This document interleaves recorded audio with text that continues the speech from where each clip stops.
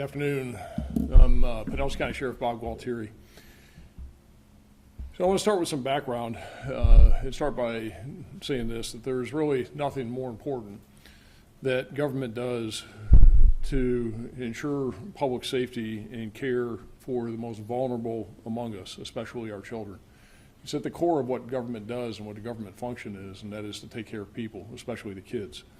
Here in Florida, the Department of Children and Families is generally responsible for child welfare, but in 7 of Florida's counties, including here in Pinellas County, it is the sheriff's responsibility under Florida law to investigate allegations of abuse, abandonment, and neglect of children, not the Department of Children and Families.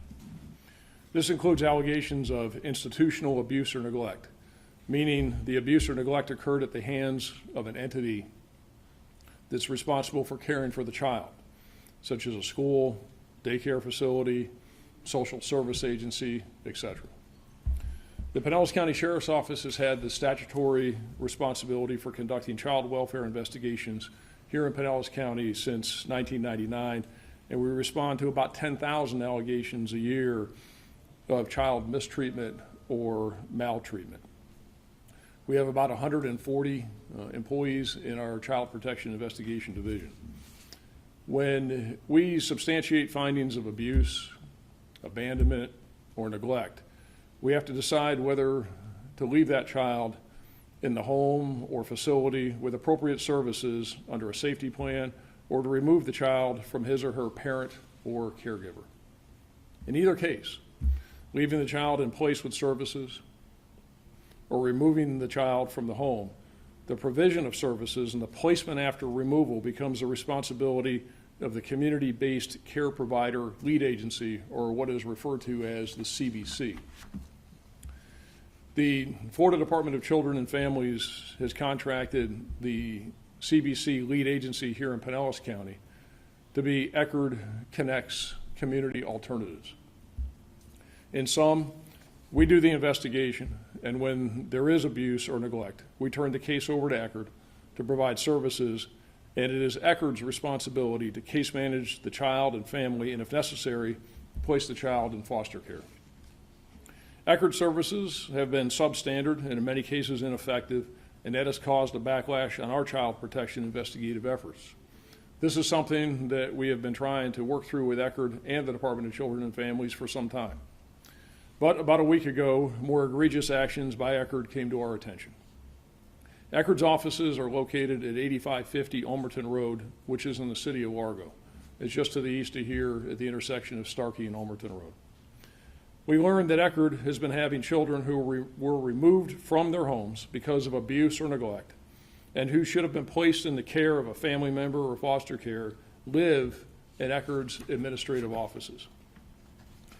Apparently, from the best information we have right now, Eckerd has about 60 to 70 children who are in what's called a night-to-night status, where they don't have housing for them, so they move them to a different place to sleep every night. Some of the kids Eckerd cannot place at all, even in some of these night-to-night locations, are housed at their administrative offices, and the best information we have is on average they're housing about 6 kids a night in those offices. The children sleep on cots, or some cases they sleep under the desks. They sleep in dirty clothes, they don't have toiletries or towels, and they don't have access to hot meals while they're sleeping in those administrative offices.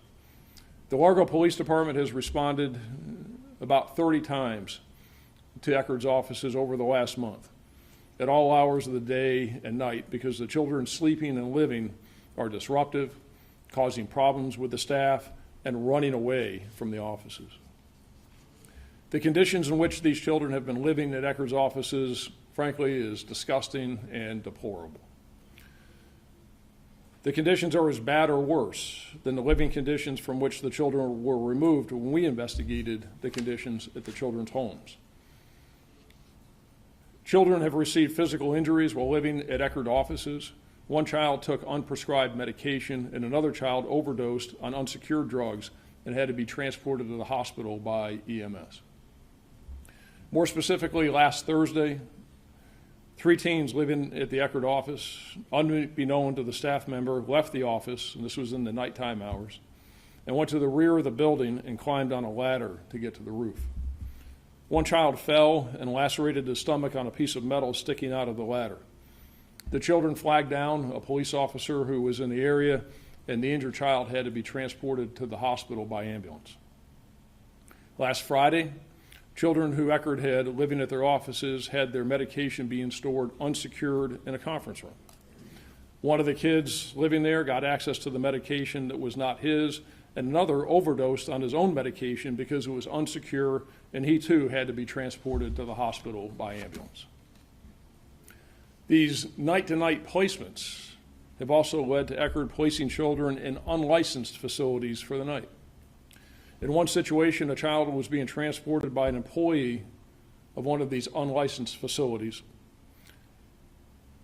and the kid was in a car, and there was an unsecured gun in the car that the kid got access to. In another situation, one of the employees of these unlicensed facilities has pending current charges for conspiracy to distribute hydrocodone and racketeering. So yeah, they put a drug trafficker in charge of vulnerable kids. Based upon all of what we have recently uncovered about the conditions at Eckerd's administrative offices and their treatment of children and their care, I believe the situation created by Eckerd constitutes child abuse and neglect, and as such, the Pinellas County Sheriff's Office is commencing a criminal investigation of Eckerd Connects Community Alternatives and its senior management.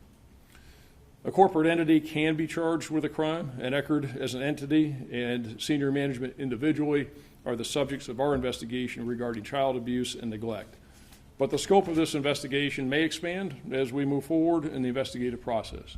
One of the things I want to be clear about is our investigation is not about the line workers, not about those line people who were making a few bucks an hour, who were doing what they could with the resources that they had, or in many cases did not have, as provided by their employer. So think about this situation for a minute. We have children who are sadly abused and neglected by their parents. We remove the children because the environment that they're living in is so bad that it's too dangerous to leave them in their own homes with their moms and their dads or their caregivers. We turn these kids over to the organization that receives tens of millions of dollars in state money and is supposed to be a safe place. The people who will care for them when their parents did not and ensure their safety, and that organization houses them in deplorable, dirty conditions, allows them to take drugs they should not take, injure themselves to the extent that they have to be transported to the hospital by ambulance. It exposes them to spending the night at a location run by a drug dealer under current criminal charges for racketeering.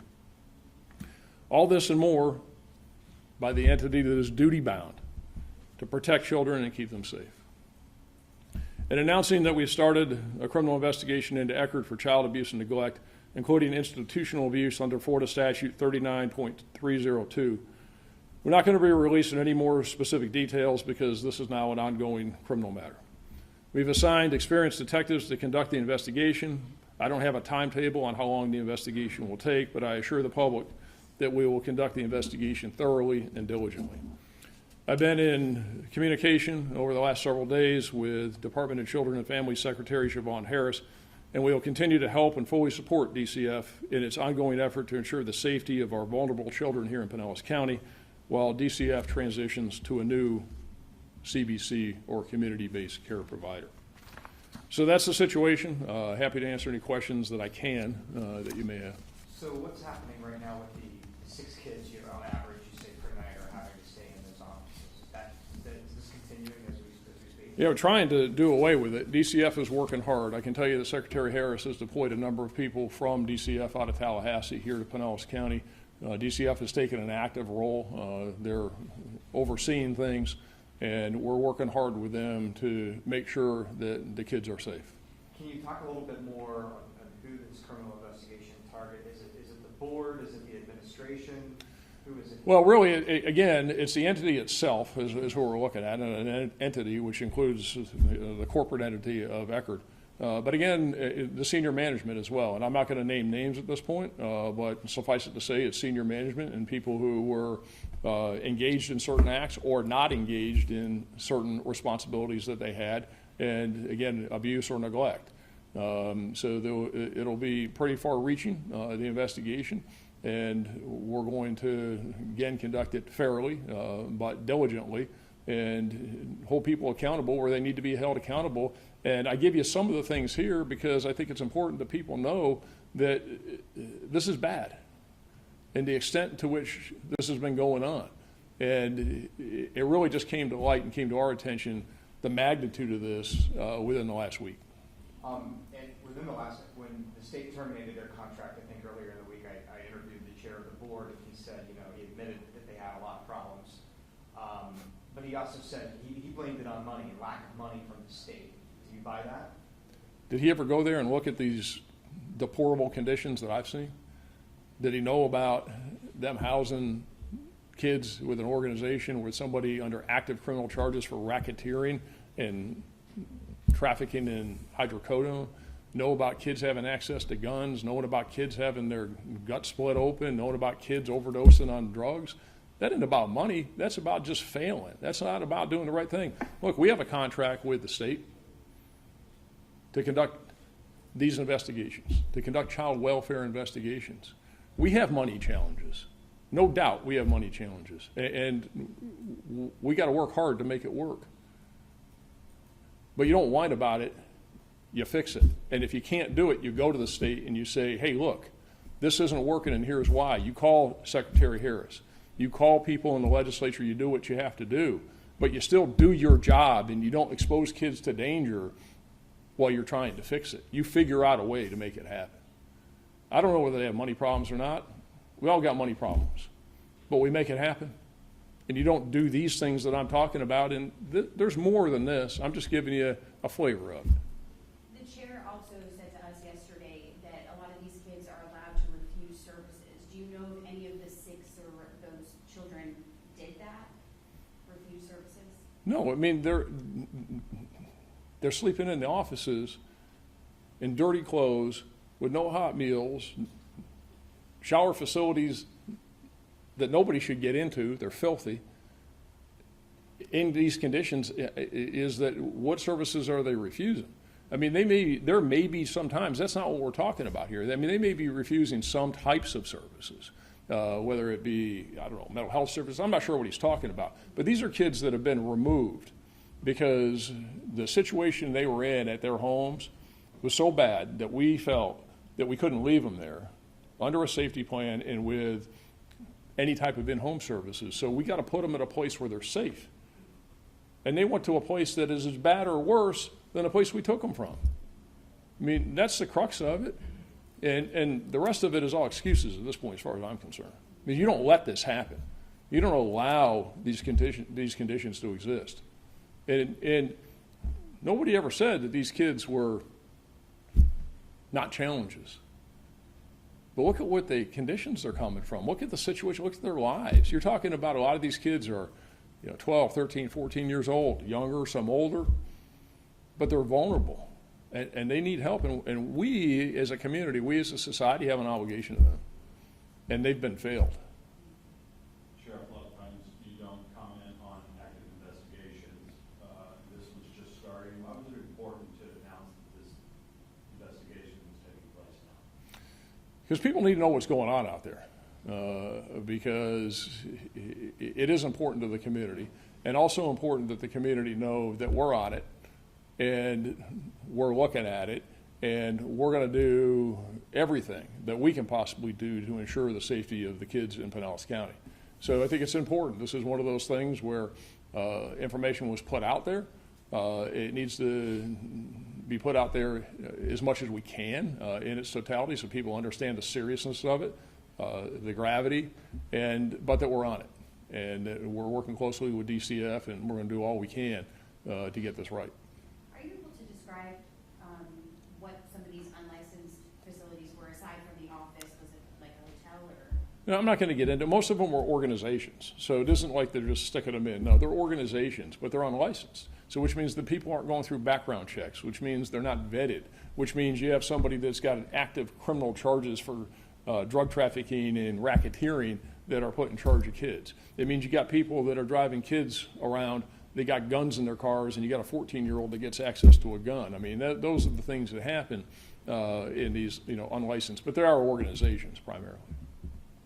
Sheriff, the DCF put Eckerd on a corrective plan back in May, and at that time they knew that these kids were night to night and sleeping in unlicensed, unapproved placements. Why isn't DCF subject to the investigation? Well, in and of itself, well, first, you got to ask DCF what it knew or didn't know. I can't comment on that, okay? Is that DCF, okay, you can have on a limited basis, you can have kids that are in unlicensed day to day, but not under these conditions. You still have an obligation to make sure that they don't have access to guns and that they don't have drug dealers and racketeers that are supervising them. So again, that is supposed to be a very limited, temporary circumstance or situation, not that something is done ongoing. DCF doesn't have skin in this, is that Eckerd has skin in this. The people who were not managing properly, who weren't going into the offices, they didn't know what in the world was going on there, and again, taking all of this state money, tens of millions of dollars, and letting kids overdose in their offices, letting kids fall off the roof. That's not DCF, that's Eckerd. We should have started this investigation a little sooner. I'm sorry, I couldn't hear you. We should have started this investigation a little sooner. Some of these allegations have been out there now for a couple of years. I wish we knew about it to this extent sooner, so that we could have started the investigation sooner and prevented some of these kids from going through what they've gone through. Yeah, But again, is that as soon as we found out about the magnitude of this, the extent of it, the nature of it, which was just in the last week, is that we moved pretty fast on this once we became aware of the magnitude of it.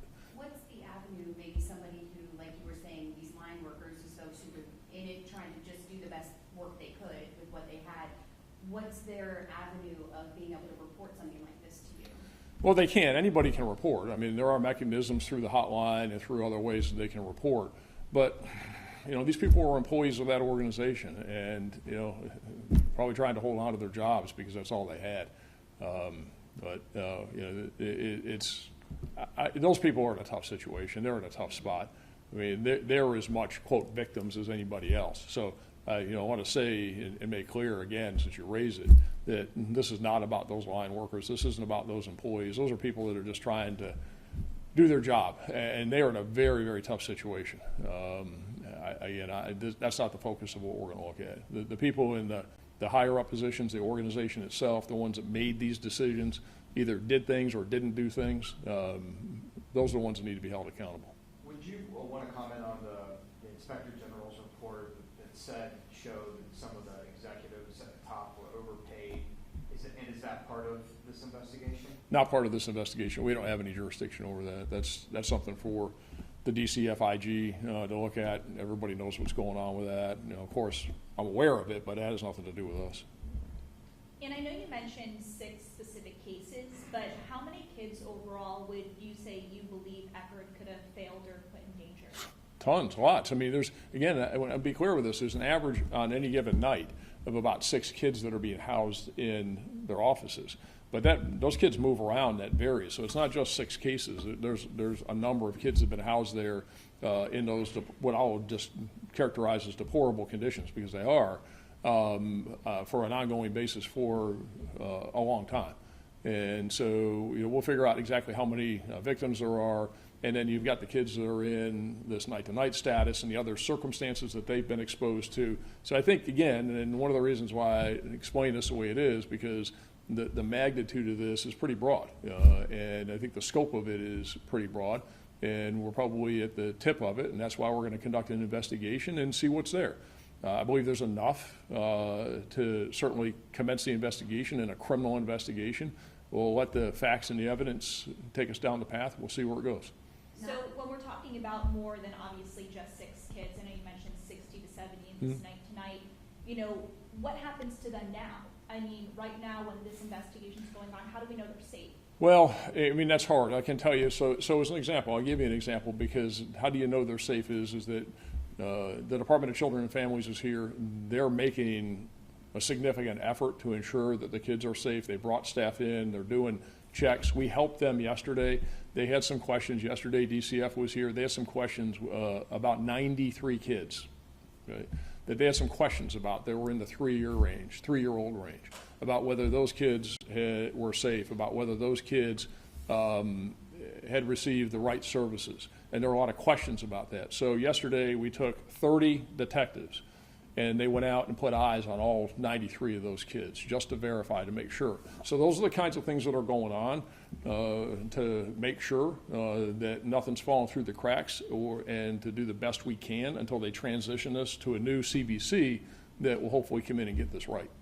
I'm not sure if it's possible or not, but maybe some of these kids have aged out of the, foster care or whatever, but maybe been in that situation at some point. Are you hoping that they come forward and tell you, hey, I was one of these kids? Sure, absolutely. Anybody that wants to come forward will be more than happy to take the information. We're going to be, again, reaching out, doing interviews, doing what we do in the investigative process. Anybody that has information that would be relevant to this, we encourage them to come forward and provide it to us. And I know DCF is looking for a new agency to take over. Do we know how soon that could happen? Well, they put Eckerd on notice that the contract expires December 31st, so within the next 60 days. And that, again, I would probably direct more of those questions to the department on that, as to what their plan is and whether they'll actually be able to get somebody in, or what they'll do in the interim, et cetera. But I have a lot of confidence in Secretary Harris. I can tell you that she's been very responsive to this. She's stepping up, doing the right thing, and is very committed to getting this right. All right, thanks, everybody.